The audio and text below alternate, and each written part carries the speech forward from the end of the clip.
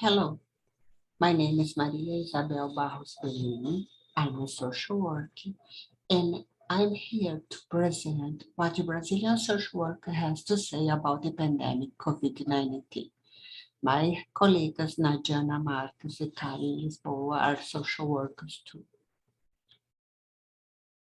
The Brazilian social work in 86 years of history has traced the trajectory of ruptures and consolidations built.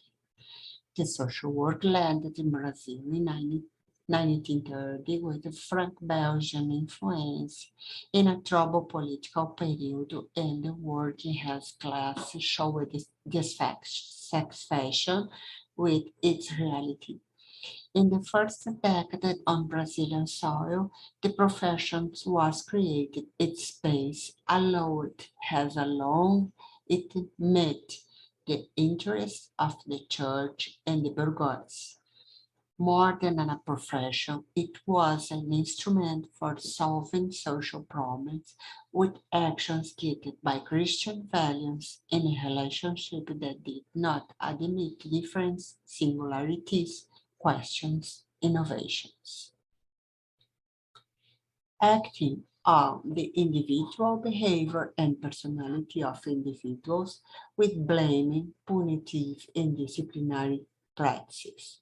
The social work began its activities in Brazil in 1936, when the feeling of dissatisfaction among the working class was growing potently.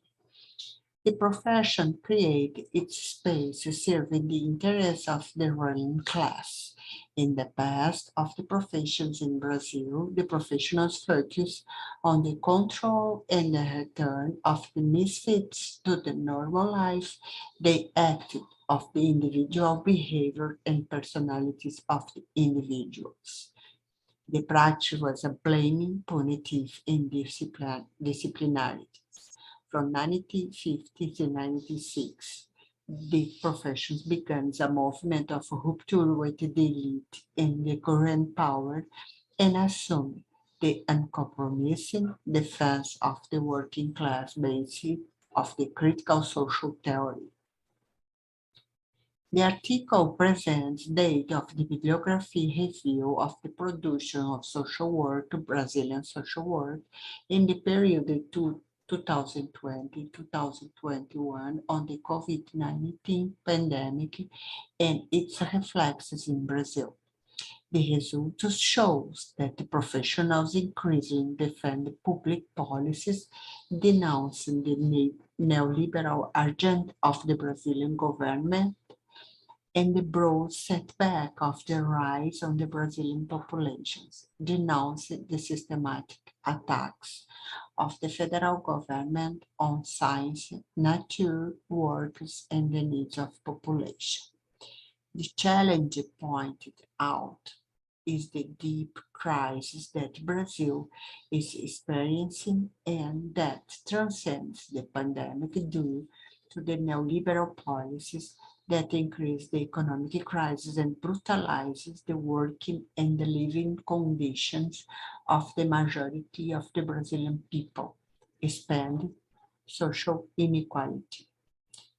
It is highlighted in the production the possibilities of confrontations and resistance as a social educational actions aimed at the population's access to services and social rights and encouraging collective practice of social control.